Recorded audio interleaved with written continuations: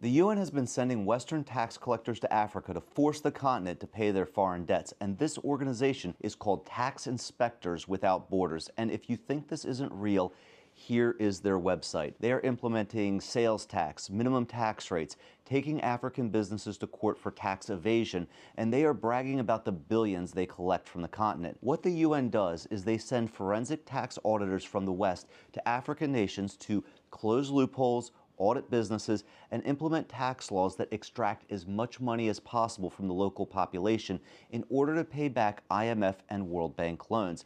And they are very good at what they do.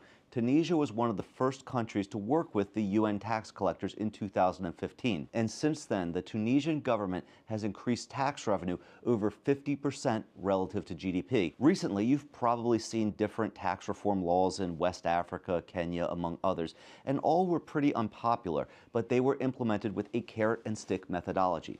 If the African leaders don't work with the Western tax collectors, they face sanctions. But if they play nice with the tax collectors, they get more loans from the IMF. And you've probably figured out this game already. The West is getting the African nations to run up large debts, then training the African governments to collect the interest payments from the local population, and that money then goes to Western banks.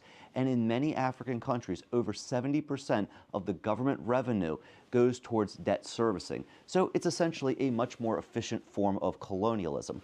But I want to know what you guys think. Have you seen unpopular tax reforms in your country? Have they increased your cost of living, or have they had a positive impact? Let me know in the comments below. And as always, if this video provided value to you, give me a like and a follow. That really helps out my channel, and I will see you guys on the next video.